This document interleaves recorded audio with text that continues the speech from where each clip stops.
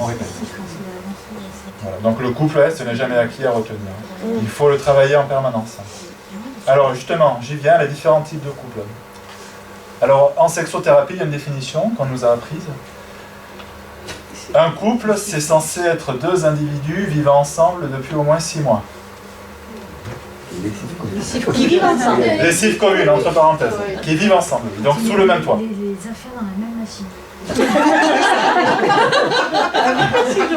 Il a leur linge sale. Mais c'est là où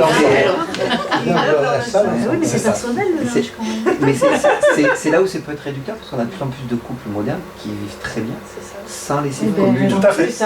Et dans des endroits géographiquement différents, Oui. il peut y avoir des belles réussites. Mais dans la définition, moi je vous donne la Mais définition. ça, c'est la vraie définition du petit Robert. De non, pas du petit Robert, de sexothérapeute. Du sexothérapeute. Sans faire de jeu de mots. On parlera pour des relations où les deux partenaires ne vivent pas ensemble, non pas de relations de couple, mais de relations suivies. C'est pas un couple. Puisqu'à un moment donné, si vous voulez, le rapport à la réalité, il va être biaisé en quelque sorte. Parce que dans le sens où, et quand chacun est chez soi, mais chacun vit seul. En fait. On a beau être en couple, quand on est chacun chez soi, on vit seul. Donc il y a toute une partie de la notion de vie de couple qui n'est pas investie. On garde que les bons moments en fait. Vous voyez ? Et tous les mauvais moments, ils n'existent pas. Ou il y en a moins. Il y en a moins, voilà. Donc c'est beaucoup plus facile forcément. Et si le repassage est mis en commun? Ah, le repassage. Le repassage, le linge il est déjà propre, donc ça va pas. C'est pas grand boulot. C'est la fin du bien sûr. Non mais vous voyez ce que je veux dire? C'est tous les aléas de la vie commune, de la vie quotidienne en fait. Toutes les difficultés qui vont venir quelque part bousculer le couple. Et le polluer, c'est ça exactement ça. Donc je sais qu'aujourd'hui, oui, il y a de plus en plus de couples qui font le choix de vivre chacun de leur côté. Ça n'empêche pas que dans la difficulté, on peut être... C'est par facilité en quelque sorte. Et c'est une notion d'investissement également. Oui, mais c'est, je pense, pour eux plus épanouissant parce qu'ils ont ce que vous disiez tout à l'heure, c'est-à-dire d'une part l'intimité à partager, et de l'autre côté la partie chacun d'individualité. Oui, ça c'est le tout à l'heure avec les cercles. Oui, et les petits. Du coup, la notion, ce qui recouvre, elle est petite. Donc ce genre de couple, il y a une notion de solidité, de durabilité qui sera moindre. Ce sont des couples en général qui dureront moins, mais qui seront moins solides, en général. Je pense à des couples, là, je sais pas quel acteur, ils avaient chacun un appartement l'un au-dessus de l'autre. Oui. C'est comment ça se leur Ils vivent pas ensemble. Donc c'est pas une vraie relation de couple, c'est une relation suivante. Vous parliez d'évolution. Oui. Moi je pense que si la personne peut évoluer tout seule sur autre chose, tout à fait. et donc elle a besoin de moments de solitude plus importants. Oui, mais j'ai dit que le couple était un miroir. Je n'ai pas dit qu'il n'y avait que dans le couple qu'on avait ce miroir. Ce miroir, on peut le trouver ailleurs. On peut le trouver dans des rencontres, dans des stages de développement personnel, dans des ateliers, avec des thérapeutes. Chez nos proches. Avec des amis, c'est différent. Avec un ami. Puisqu'avec des amis, il y a une notion d'affectif. Hein, et il y a une notion, souvent ça arrive que j'ai des patientes qui me disent ah mais finalement, je vous dis les mêmes choses qu'à mes copines. Je dis oui, mais vos copines, elles ne vous disent pas la même chose que moi. Parce que vous comprenez bien que parfois, quand on est amis, il y a des choses qu'on ne va pas vouloir dire pour ne pas blesser l'autre. Ou pour ne pas venir... Oui, mais il y a quand même cette notion d'amitié qu'on a peur de venir altérer. En fait, il y a une notion de construction du couple qui va commencer à la fin de la période passionnelle, la fin de l'idéalisation de l'autre. Donc si on ne vit pas ensemble, cette période d'idéalisation de l'autre, où on est un peu en dehors de la réalité de l'autre, elle va avoir tendance à s'allonger. Donc si on regarde les couples du passé, nos parents, nos grands-parents, les couples durés, ça ne se faisait pas divorcer pour des notions de moralité en fait. Aujourd'hui, ce n'est plus le cas en fait. La courbe des divorces, à partir des années 70, même avant, à partir des années 60, a commencé à augmenter. Donc les différents types de couples. Le couple fusionnel, Donc une illusion de fusion, hein. Lorsqu'on est ensemble, c'est comme le coup de foudre au début, on est coupé du monde extérieur en fait. Ça fait une bulle de bien-être. Donc il y a une notion d'être en dehors du réel. Donc c'est lié à un amour qu'on va appeler archaïque, hein. Ce qu'on va appeler l'amour d'attachement. Donc au tout début de notre vie, le premier amour que l'on connaît, c'est un amour d'attachement. Avec la maman. Oui. Sans la mère, je meurs. Donc c'est quelque chose d'extrêmement puissant en fait. Et d'extrêmement angoissant. Un couple fusionnel qui se retrouve séparé, c'est terrible. Il y a une angoisse de mort très très très très forte. Donc dans ce genre de couple, il n'y aura soit pas d'enfants, soit des enfants qui ont été ignorés en quelque sorte. Et j'en retrouve en thérapie des enfants de couple fusionnel. Et je vous assure, ça existe. Est-ce qu'il y a la même chose qui peut se produire avec des enfants nés prématurément ou qui ont eu des gros problèmes à la naissance et qui du coup ont eu une séparation très précoce et durable de la mère? Ce qui compte aussi, c'est l'après. Qu'est-ce qui s'est passé après? Parce que tout est réparable en quelque sorte. Oui, Maurice Cyrulnik parle de résilience. Ce qui compte, c'est ce qui s'est passé après. Même s'il y a eu des choses précoces liées à la maladie ou des choses beaucoup plus fortes comme un déni de grossesse par exemple, ça va laisser des traces évidemment. Ça va laisser un traumatisme qui sera toujours présent, mais qui pourrait être dépassé par rapport à ce qui s'est passé ensuite. Vous voulez dire à partir du moment où la mère et l'enfant sont à nouveau réunis? Tout à fait. Okay. La mère ou l'enfant, ou quelqu'un d'autre en tout cas, ou un Oui, substitut. un substitut. Sur le psychisme, rien n'est figé en fait. On peut avoir subi les pires horreurs et réussir à avoir une vie tout à fait épanouie. Et ça ne sera pas forcément plus difficile que pour quelqu'un qui n'a pas eu de traumatisme, en tout cas visible pendant l'enfance. Donc le danger dans ce genre de couple, c'est si l'un des deux, à un moment donné, évolue, et je dis bien évolue, et veut sortir de la fusion. Ou là, ça sera terrible pour le partenaire qui, lui, veut encore rester dans la fusion. Puisque le schéma, c'est tu es tout pour moi, donc sans toi, je ne suis rien. Sans toi, je ne peux pas vivre, donc je préfère mourir. Le couple névrosé, le bon couple névrosé, hein, qu'on va appeler le couple oedipien, donc c'est la majorité, une grande partie des couples. Donc les enjeux du complexe d'Oedipe sont reproduits dans le couple. Donc qu'est-ce que ça veut dire? C'est qu'en gros, la relation parentale est rejouée dans le couple. Donc souvent, même dans le choix du partenaire, même dans les partenaires qu'on va attirer, vous parliez d'énergie tout à l'heure, on va avoir tendance à attirer des partenaires qui vont nous permettre de rejouer ce qu'on a eu dans l'enfance. De rejouer ou de jouer son contraire? Identique ou son contraire en fait. Alors ça va être par exemple une femme qui a eu un père violent, hein, je caricature un peu mais c'est pour vous expliquer, qui va attirer des hommes violents.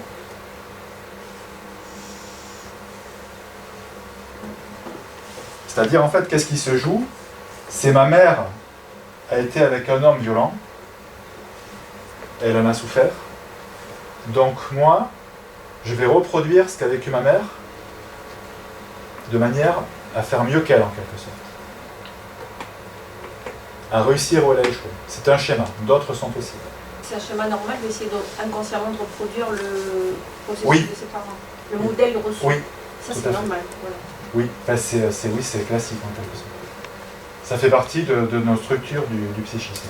Enfin, on va avoir tendance à attirer les énergies qui viennent quelque part nous correspondre au moment où on est actuellement. Donc il y a des chances d'évolution par Ah, rapport bien au sûr. schéma des parents. Bien sûr. Mais en tout cas, au départ, lorsqu'on va rentrer dans la vie adulte, on va avoir tendance à reproduire. Mais il y a une possibilité d'évolution, heureusement. Et le but, c'est déjà de prendre conscience de ça. Voilà. Pourquoi est-ce que vous avez attiré tel homme? Pourquoi vous avez attiré telle femme? Pourquoi ce choix de partenaire par rapport à votre enfance, à votre histoire avec vos parents? Et bien là, quand on creuse un peu, on s'aperçoit qu'il y a énormément de similitudes en fait. Parce qu'en fait, on va vouloir reproduire la chose. Et là, vous dites reproduire ce que était la mère pour la femme, mais est-ce que Pas uniquement. Ah oui. Ça peut être beaucoup plus compliqué que ça. Ça peut être la femme qui reproduit ce que le père a Ah fait. oui, oui, ça peut être très compliqué. Oui, j'avais eu un couple en thérapie où la femme ne supportait pas que l'homme lui impose quelque chose, mais même quelque chose de banal en fait. Elle était toujours dans l'opposition, en permanence. Et en fait, le couple parental, c'était la mère qui était tyrannique envers le père, et le père qui était soumis, qui ne disait jamais rien face au fait que la femme soit tyrannique. Et elle avait choisi comme modèle le père, Elle ne s'était pas identifiée à la mère parce qu'elle l'avait rejetée. Donc pour elle, c'était inacceptable que dans son couple, elle soit comme le père, c'est-à-dire soumise. Elle a été à l'inverse. Je ne vais pas être soumise, donc je vais être en permanence dans l'opposition. Mais en faisant ça, elle reproduisait le comportement de la mère. À savoir qu'elle était elle-même tyrannique avec son mari. Et une fois qu'elle a compris ça, les choses se sont apaisées. Dès que c'est pas conscient comme ça? Bon, ça c'est pas aussi vite. Hein. Oui, voilà, C'est le premier pas. Ah oui, bon, ils sont venus 2 ans avant vous voir d'abord. Non, peut-être pas 2 ans, quand même pas 2 ans. Non, ils sont venus quelques mois. Mais elle faisait un travail en parallèle, elle avait fait un travail avant, donc c'est même elle qui l'a trouvé toute seule à un moment donné. Hein. Si vous voulez, le fait d'aller voir un thérapeute, le thérapeute, il n'est pas dans la toute-puissance. Hein. Il ne fait pas tout. Souvent, c'est nos patients qui vont nous donner la clé, en fait, qui vont trouver la solution. Avec notre aide, évidemment, mais ça va venir d'eux, en fait. Mais voilà le mécanisme qu'on retrouve dans le couple, ce qu'on appelle le couple névrosé, en fait. Donc l'individu rejoue au papa ou à la maman, en quelque sorte. Donc les blessures du passé sont très présentes, on va chercher à les réparer. Donc il y a aussi dans ce couple une notion très présente de construction de projet, dans le sens de rejouer au papa et à la maman également. Ça va être par exemple un homme qui va être dans les travaux en permanence. Il va acheter une maison, il va refaire toute la maison. Il va la revendre et on va acheter le vitre. Bon, ça encore, si c'est pour faire de l'argent, pourquoi pas. Mais une fois qu'il aura tout fini, eh bien, il va recommencer. Parce qu'en quelque sorte, il va non pas le faire parce qu'il aime ça en fait. Il va le faire pour faire plaisir à maman. Donc pour faire plaisir à sa femme. C'est un peu tordu, mais la psychologie c'est tordu. Le psychisme est tordu. Donc dans ces couples, il y a des attentes très fortes de la part du partenaire, qui ne seront pas souvent, qui ne seront pas remplies, qui ne seront pas comblées. Donc des déceptions. On dit souvent dans un couple, n'attendez rien en fait. N'attendez rien de l'autre. Ce qui va se passer dans ces couples, c'est qu'ils ne vont pas vraiment se voir en fait. Vraiment se rencontrer, parce que tous les deux, ou même l'un des deux, hein, ils vont être dans un schéma en fait, bien précis, bien configuré par rapport à leur histoire, à leur enfance. Ils ne vont pas en sortir. Donc tout ce qu'il y a à côté, toutes les belles choses qu'il y a à côté, ils ne vont pas les voir en fait. Ils vont être dans la souffrance. Alors dans ces couples, la sexualité pourra être en général pauvre.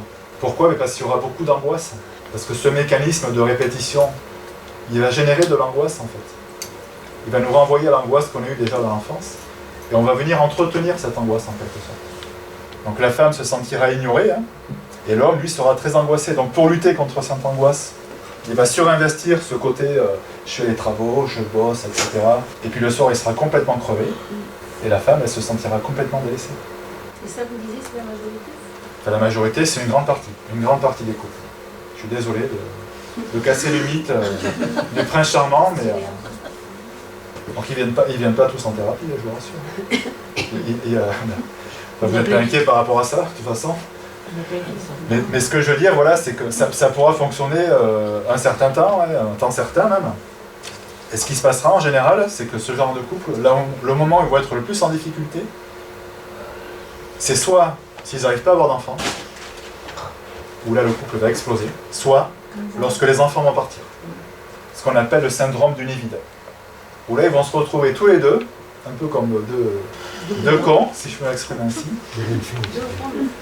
Et ils vont plus savoir quoi faire en fait. Alors soit ils vont trouver un projet d'achat de maison, de déménagement, d'aller habiter dans un autre pays ou d'aller habiter au bord de la mer, qui va permettre de compenser et de gagner du temps, soit ils vont se séparer. C'est tous les couples qui se séparent à la cinquantaine. Et il y en a.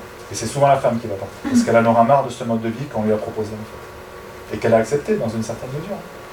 Tant qu'elle était mère, mais une fois qu'elle n'est plus mère, qu'elle redevient femme, ça ne lui convient plus. Un autre couple, le couple caractériel.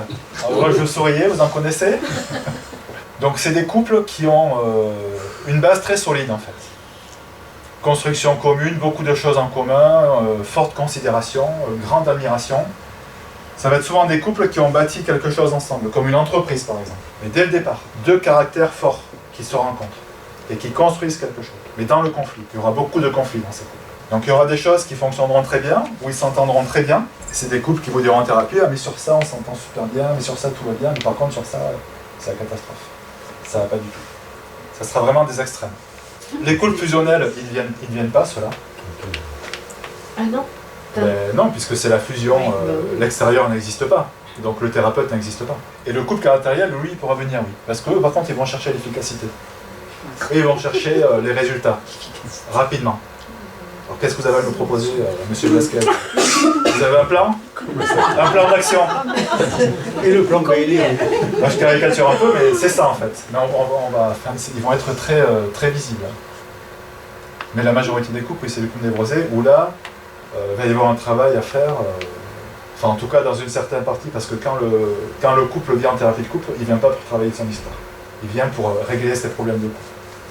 Mais où là, effectivement, quand on va voir que l'histoire est trop prégnante, trop importante, et qu'elle vient polluer, comme vous disiez tout à l'heure, polluer la relation de couple, on va proposer une thérapie individuelle. Et souvent, la personne va accepter. C'est vous qui faites les trois,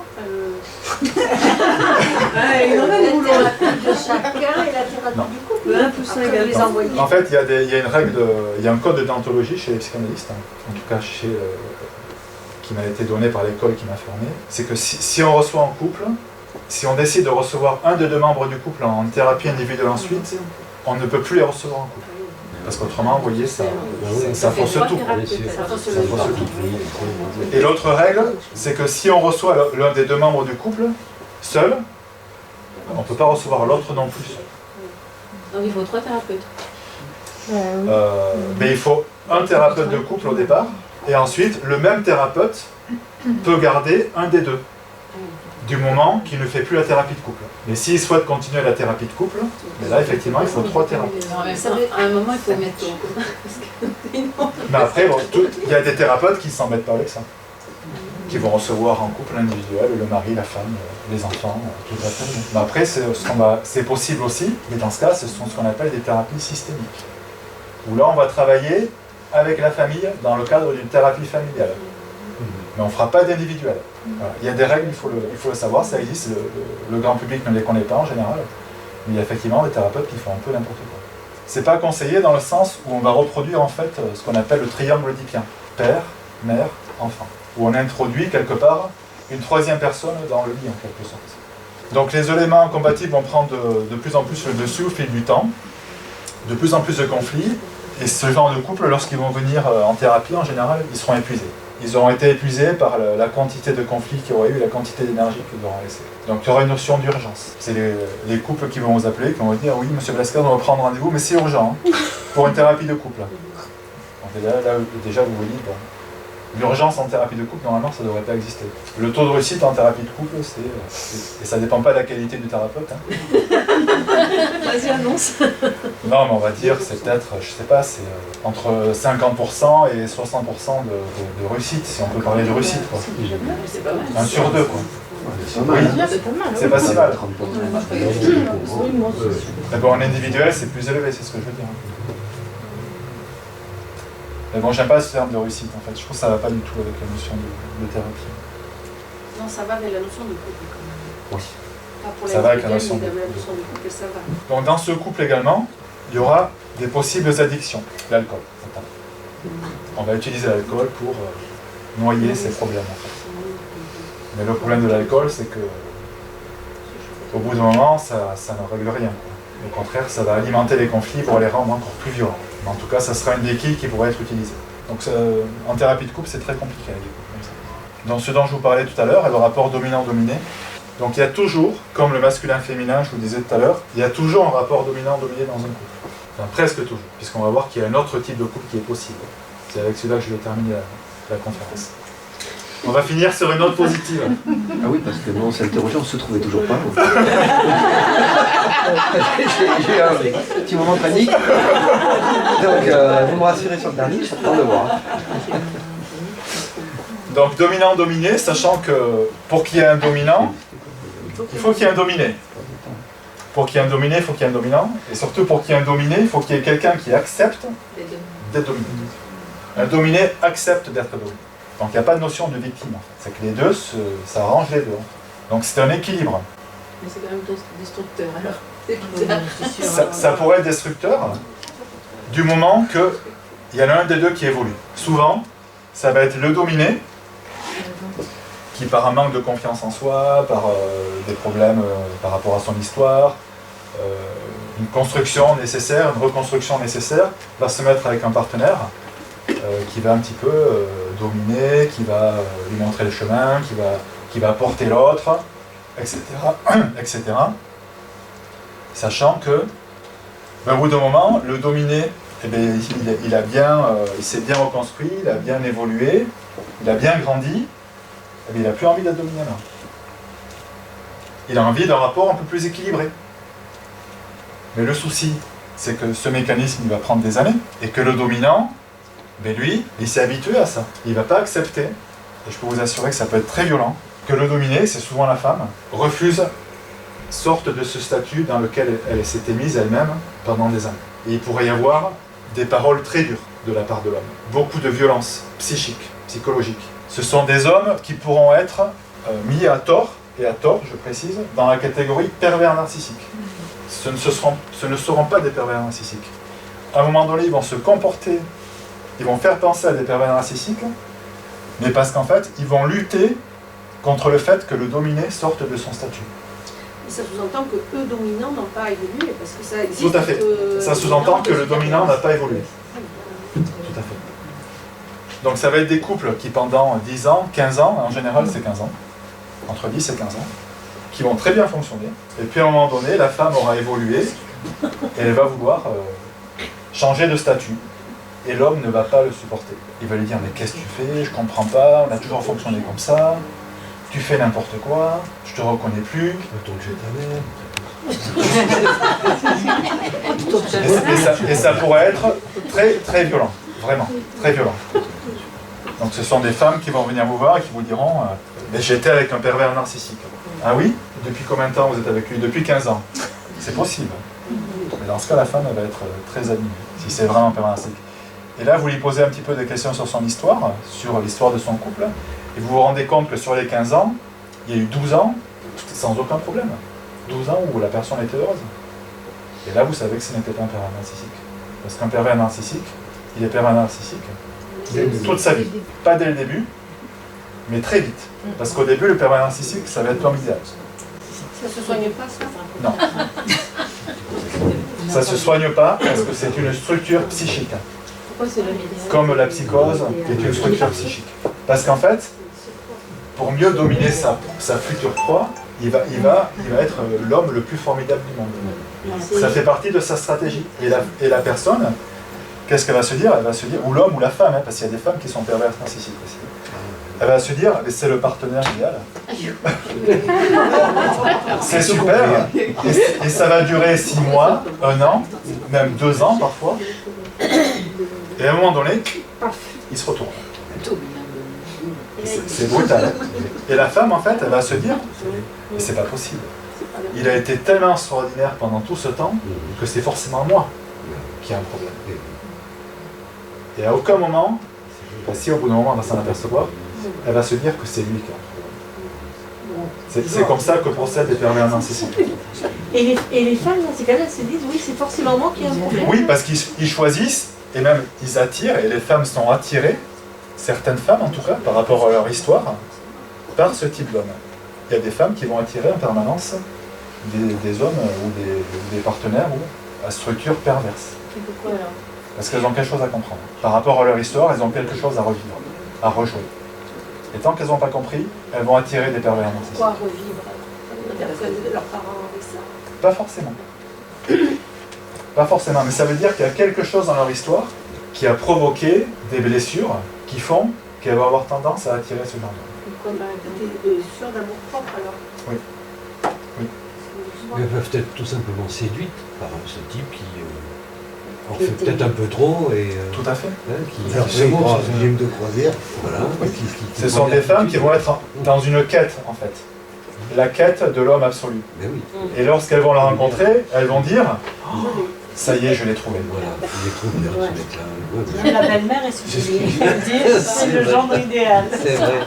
Alors souvent, ça va être des hommes en plus qui vont jouer le jeu, qui vont vous dire, enfin des hommes, excusez-moi, bon, je vais dire hommes, sachant que ça peut être des femmes aussi, qui vont dire tu es celle que j'attendais, tu es celle que j'ai attendue toute ma vie. C'est toi, je le sais au plus profond de moi. En vous regardant dans les yeux comme ça. Faut se méfier, là. On va s'en méfier tout de suite. Alors là, méfiance. Méfiance. Ça, je n'ai jamais rencontré. Mais dès le début, vous voyez, Alors l'homme normal, Alors, il n'y en a pas d'homme dans l'or. il y en a un normal quand même.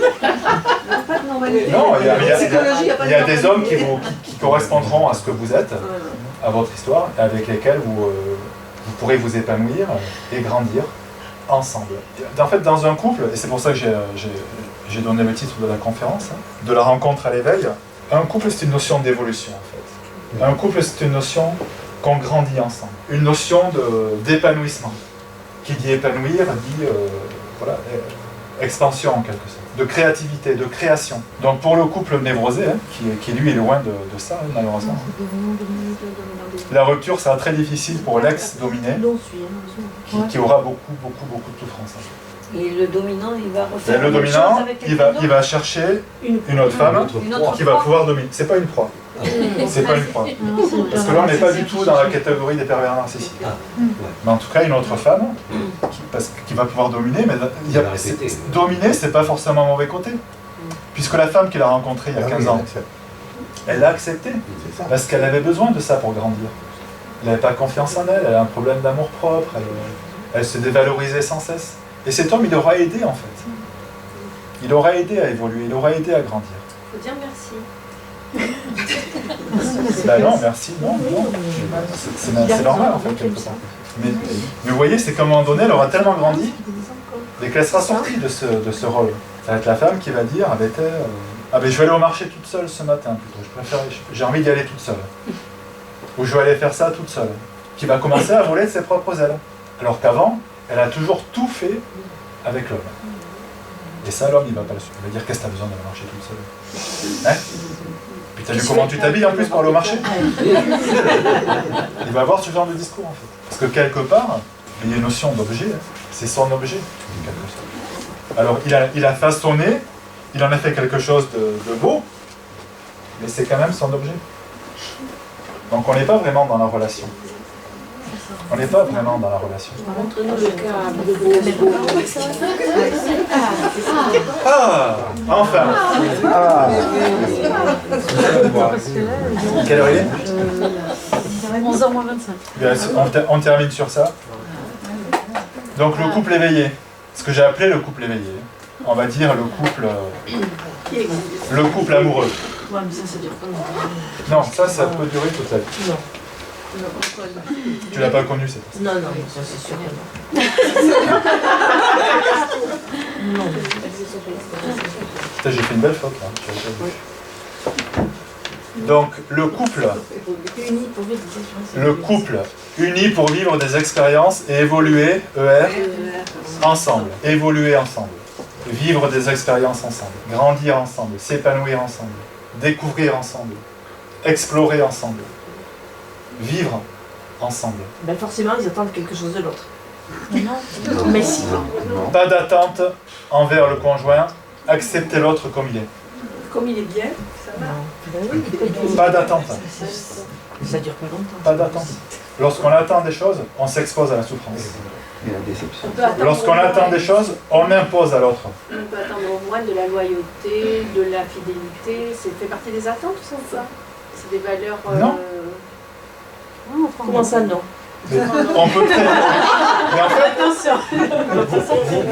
vous partez du fait que si vous ne l'attendez pas, vous ne l'aurez pas. Moi je vous dis, ne l'attendez pas, et vous pouvez l'avoir. Vous voyez ce que je veux dire? Elle est là la nuance en fait. C'est que l'autre peut être fidèle, loyal et respectueux sans qu'on l'attende. Il est quand même. Oui, c'est-à-dire qu'on a quand même la valeur avant, mais on ne l'attend pas. On l'attend plus en fait. Je ne dis pas que ce soit là, quoi, c'est ça. On l'attend plus. Parce qu'on a compris que c'était un leurre en fait de notre esprit. Bah non, la fidélité et tout ça, c'est pas un leurre. Non, Mais ça, c'est vraiment de l'utopie, c'est sûr. Non, mais je suis pas d'accord avec ça, mais c'est pas grave. Ça, c'est sûr. C'est des formes de C'est pas de l'utopie en fait. C'est dans le sens renoncer au fait que l'autre puisse me l'apporter. C'est-à-dire accepter que je l'ai déjà en moi. Je l'ai en moi, j'ai pas besoin que l'autre me l'apporte puisque je l'ai là en fait. Donc ce genre de couple, il ne peut pas fonctionner, il ne peut exister que si les deux sont au même niveau d'évolution. Voilà. Donc là on parle d'éveil, on parle d'éveil spirituel, on parle d'ouverture du cœur, on parle d'acceptation, on parle de non-jugement. Et dès qu'on a ça, on a tout le reste. On a le respect, on a la loyauté, on a la fidélité, on a l'amour, on a tout le reste. Mais en fait, ça part de là, ça part du cœur en fait. Donc dans ce couple, on n'a pas de peur de perdre l'autre ou de ne plus être aimé, puisqu'on sait que l'amour il ne dépend pas de l'autre, il dépend de soi en fait. On sait que l'amour il est là, à l'intérieur de soi. Et on sait que l'autre il est là juste pour m'accompagner dans ce chemin. Donc on est très loin du couple fusionnel, hein. On est même à l'autre extrémité en fait. Ah oui, c'est clair. Et on sait que si l'autre s'en va, c'est que c'était son chemin. Et que ce n'est pas par rapport à moi qu'il est parti. C'est parce que son chemin a été différent. Et que mon chemin, moi, va d'un autre côté, et que je rencontrerai quelqu'un d'autre. Pour m'accompagner sur ce nouveau chemin, qui sera sur le même chemin que moi. C'est bien, chérie. Et qui peut durer qu'un C'est certain ton chemin. Tout à fait. Et qui peut ne durer qu'un certain temps. Mais c'est pas grave. On est dans l'acceptation en fait. Dans l'acceptation de ce qui est. Puisque si c'est comme ça, c'est que ça doit être comme ça. Et dans l'amour. Ça ne peut pas se transposer à tous les autres types de couples qu'on a vus avant. Ah non, ça n'a rien à voir. C'est vraiment un couple qui a une évolution qui est au-delà de tous les autres. Puisque les individus qui composent ce couple, les deux partenaires, ils ont dépassé leur histoire personnelle. Ils sont passés au-delà de leur histoire personnelle. Ils ont dépassé leurs blessures. Enfin, ils ont dépassé, il a dépassé le quotidien quand même. C'est pas des bouddhas quand même. Non, presque. Mais si vous voulez, le but, quelque part, parce que vous avez raison, il n'y a que Bouddha qui a réussi à atteindre l'éveil. Et encore, on ne sait pas finalement. C'est ce qu'on nous a dit. Mais ce qui compte, c'est d'avoir compris ça. Oui. Et tu penses qu'il y en a beaucoup qui ont compris ça? Je pense qu'il y en a de plus en plus. Oui, il y en a de plus en plus. Et il y en a dans cette salle. Les jeunes. Oui. Oui, et même des jeunes. Les jeunes, tu as raison. ma fille aînée, mais ils sont Qui sont dans l'éveil. Après, c'est des gens qui ont eu... Ah oui, ils ont été élevés voilà. par des gens Ils ont eu... en cheminement, on va dire. Voilà, ça mais comme ça. dans la vie normale, les gens, ils sont pas comme ça, quoi. Et c'est quoi la vie normale? Ah, c'est scène de ménage. Ça vient, Non, mais c'est la c'est sûr, suite, donc enfin, ça ils peut sont... devenir. La majorité, voilà. Oui, Mais en tout cas, la cible est intéressante. Donc c'est comprendre que l'amour vient de l'intérieur de nous. On n'a pas de manque d'amour, puisqu'on est plein d'amour. Sauf qu'on ne le sait pas. Il faut le découvrir. Vous attendiez pas à cette fin après ce que j'ai dit avant.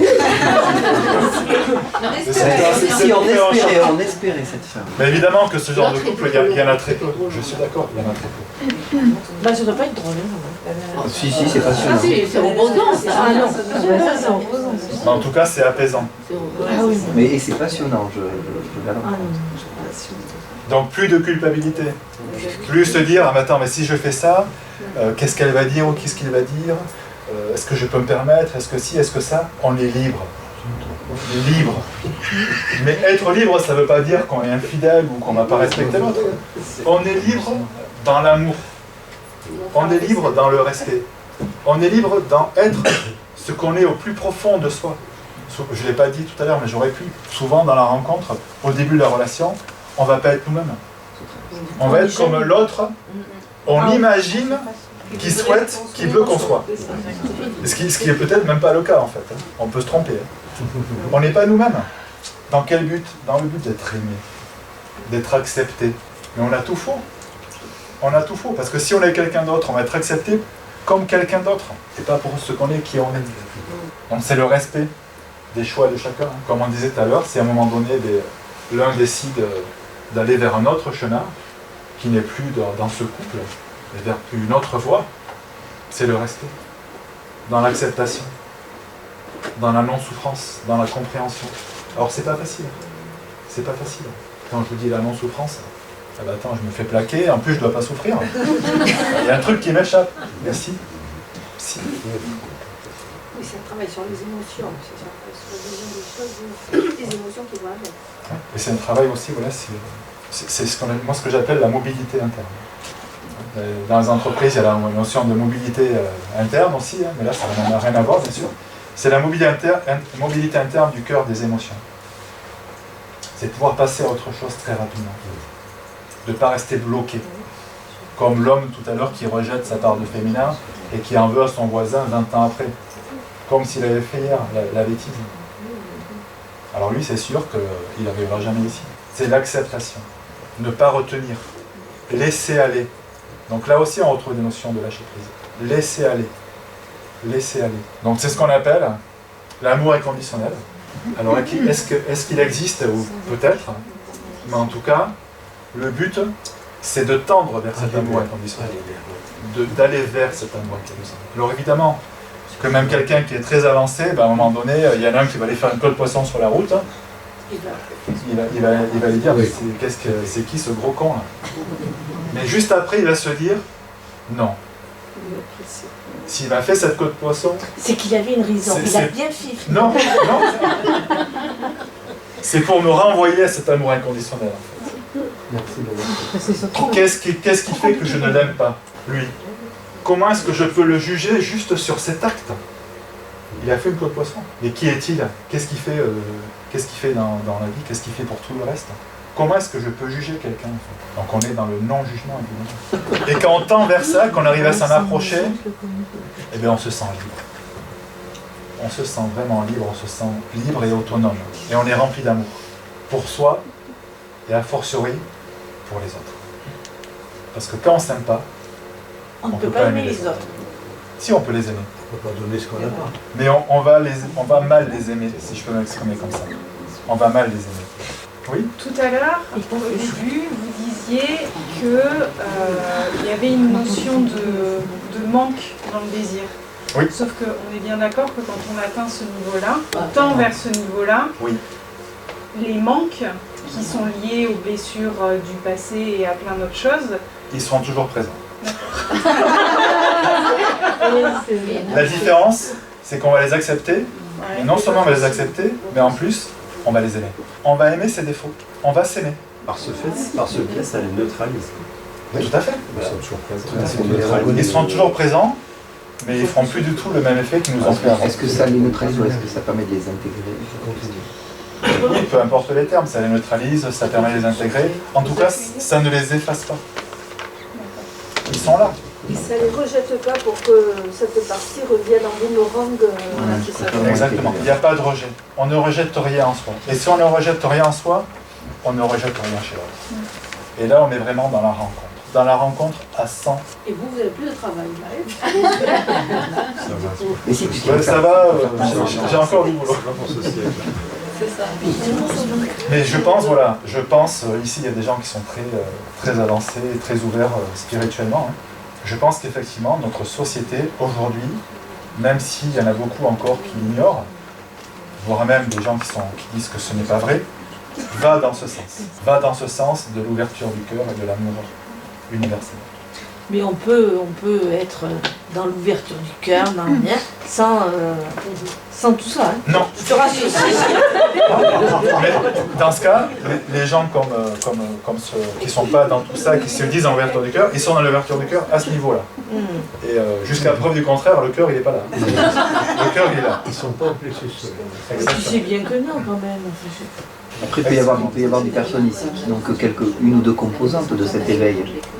Donner de l'amour bienveillant, universel, mais c'est que le début. Enfin, c'est que oui. Peut-être. Enfin, même, comme je vous dis, même quelqu'un qui est très avancé, à un moment donné, il y a quelqu'un qui lui fait une queue de poisson, il peut s'emporter. Et la différence, c'est que juste après, il va passer à autre chose. Et il va venir colorer cet événement avec de l'amour. Alors que quelqu'un qui est moins avancé, il va rester bloqué là-dessus, il va rentrer chez lui et dire à sa femme: ah, il y a un con sur la route qui m'a fait une queue de poisson, quoi. Ah, je suis de mauvaise humeur. Tiens, on va boire l'apéro pour la peine. Et elle est là la différence. Elle est juste là en fait. Sur qu'est-ce qui se passe après. Qu'est-ce qu'on en fait de ça? Qu'est-ce qu'on en fait? Est-ce qu'on l'aime ou est-ce qu'on le juge? Est-ce qu'on s'aime ou est-ce qu'on se juge? Et la plupart d'entre nous, on est dans le jugement. Hein. Mais l'amour inconditionnel sans attachement, il y a toujours un peu d'attachement. Eh bien non. Eh bien non. Non. Mais l'attachement, c'est pas négatif. Bah si. Ça fait pas l'amour. L'attachement, c'est pas négatif, je suis d'accord. Il faut aimer inconditionnellement. Mais l'attachement, ça nous empêche d'être libre. Ça peut être une grande partie d'amour, même l'attachement. Bien sûr. Parce que dans l'attachement, il y a l'empathie aussi. Il y a tout ça aussi dans l'attachement. L'empathie et l'attachement, pour moi, c'est deux choses différentes. Parce que dans l'attachement, il y a une notion où j'ai besoin de l'autre. Et où je le fais aussi par devoir pour l'autre. Où je tiens à l'autre. Je suis attaché à lui. Oui, puis je tiens à l'autre. Je tiens à lui, je le tiens. Il y a de la possessivité. Donc il y a une notion de possessivité, effectivement. Il y a une notion de restriction de liberté. Oui, c'est pas comme le mot attachement. C'est comme la... C'est comme attachement, un mot, parce qu'il y a attachement à lier. C'est comme la personne qui va vous dire, vous partez en vacances, votre mère vous dit, tu me téléphones quand tu arrives. Mais ça, c'est l'attachement. Ça, c'est de l'attachement, mais c'est pas de l'empathie. C'est l'attachement. Parce que si vous oubliez de l'appeler, qu'est-ce qui va se passer? Elle va être culpabilité. Elle va être en colère, elle va vous en vouloir, elle va vous le reprocher. Elle va être très mal, elle va vous dire, oh là là, j'ai cru que tu étais morte, ou que tu étais mort. Oui, mais Donc là, on est dans la possessivité, en fait. On est dans la possession. voilà, c'est l'enfant. On n'est pas dans l'empathie. L'enfant qui envoie un SMS par exemple à sa mère, si par exemple sa mère n'appelle pas l'enfant, il pourrait penser aussi que du coup elle n'a plus d'intérêt pour lui. C'est pas un attachement. Mais si vous voulez, l'amour d'attachement, l'amour névrosé, l'amour caractériel, tout ça ce sont des passages. Le premier amour qu'on rencontre, c'est l'amour d'attachement. On est tous passés par là. Tous. Certains sont restés fixés dessus de manière plus forte que d'autres. Mais on est tous passés par là. Donc même quelqu'un qui est très avancé, qui est dans l'éveil, il aura encore une petite partie d'amour d'attachement, qui sera là, qui sera présente. Mais elle sera minoritaire. Mais évidemment qu'elle sera encore présente, puisqu'on est passé par là, puisqu'on l'a traversé. C'est en nous et ça sera toujours. Oui. C'est jamais parfait. Freud disait, tout processus psychique est incomplet. C'est jamais parfait. Jamais, jamais, jamais. Et je ne sais pas de qui c'est, mais que le parfait, c'est la mort. Parce que le parfait, il n'y a plus rien à rajouter. Et alors que la vie, c'est le mouvement. Et qu'en fait, ce qu'il faut rechercher, c'est l'excellence. Et la vie également, c'est l'expérience. C'est expérimenter pour évoluer. Pour ceux qui croient en la réincarnation, hein, et je sais qu'il y en a dans tout ça, nos vies terrestres, nos vies sur cette terre, elles sont faites pour expérimenter les choses, pour évoluer. Donc allez-y, expérimentez, osez. Ne restez pas dans la peur. Dans nos sociétés, on veut nous laisser dans la peur. Encore aujourd'hui, c'est très fort. Pourquoi on veut nous laisser dans la peur? Pour mieux nous contrôler, en fait. Parce que quand on est dans la peur, on n'est pas dans l'action. Quand on est dans la peur, on est dans la paralysie. On est dans le rejet de l'autre. On n'est pas dans la rencontre. Allez vers l'autre. Aller vers l'autre, c'est aller vers soi, en fait. Donc l'amour sans attachement, je le sais à chaque fois que j'en parle. C'est toujours pareil, il y a des gens qui vous disent « mais non, c'est pas possible, non, c'est pas possible, c'est pas possible ». Alors c'est pas possible dans le sens où on est à 100%, à 100% dans l'amour inconditionnel ou 0% d'amour, d'attachement. Évidemment qu'il reste toujours une petite part, mais on peut le réduire vraiment à quelque chose de très petit. Alors pour finir sur quelque chose de plus léger, qu'est-ce qu'attend la femme?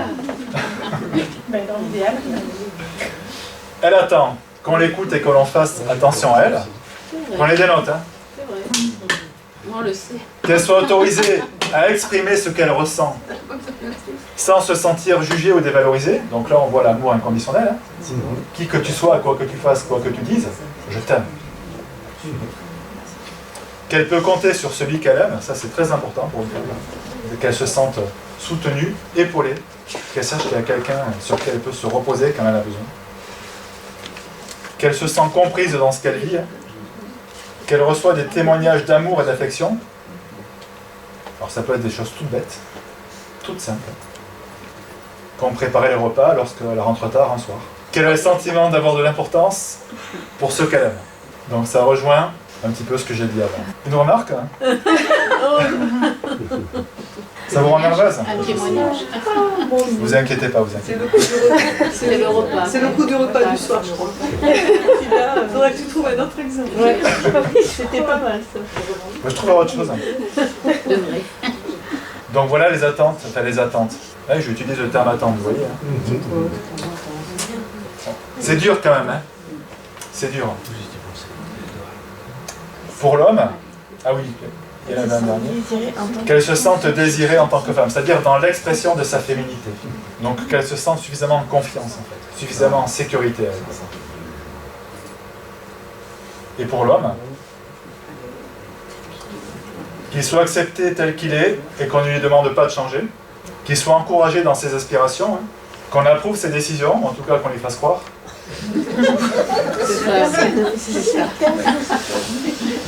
qu'on lui fasse confiance en lui laissant trouver des solutions, même si après on ne les applique pas. C'est pas ça. Non, mais je caricature un peu. Qu'on apprécie ce qu'il fait pour nous et qu'on lui fasse savoir. Alors ça, c'est très important parce que souvent, au bout d'un certain temps, dans le couple, les femmes, elles se reposent un peu sur leur acquis, leur laurier. Et pas les hommes. Si, mais là on parle de la relation de la femme envers l'homme. Et elles n'expriment plus leur gratitude. Alors ça peut faire réagir ce que je vous dis. Et elles deviennent ingrates. Mais je vous assure que c'est important. C'est important pour un homme. Même pour quelqu'un qui est déjà avancé sur son chemin d'éveil spirituel. Ça reste important. Partie du respect même à ce niveau-là. Tout à fait. Qu'on ne fait pas trop cas de ses erreurs. Ce sont des expériences, on a dit. Merci. Et enfin, qu'on le valorise et qu'on lui dit qu'il n'est pas comme les autres. Il est exceptionnel. Voilà, il est exceptionnel. Unique. T'aurais pu mettre unique, oui. Oui, c'est vrai. Non, mais j'ai pas voulu pousser le bouchon. Alors C'est déjà là, pas mal. j'ai vu dans un livre, je ne sais plus lequel, qu'en fait, la femme, il faut lui dire qu'elle est la seule. C'est vrai qu'on nous dit qu'il y a les autres, on s'en fout, on est la seule. Oui. Et l'homme, il faut lui dire qu'il est le plus. Il ne faut pas lui dire qu'il est le seul, il faut dire qu'il est le plus. C'est Il vrai. est Le plus fort. le plus gentil, Le plus fort, le plus beau, le plus intelligent. Ouais, ça c'est plus tard, ça c'est après. C'est au bout de quelques années d'expérience. Donc voilà, pour conclure, elle est la clé en fait. C'est la clé de l'amour.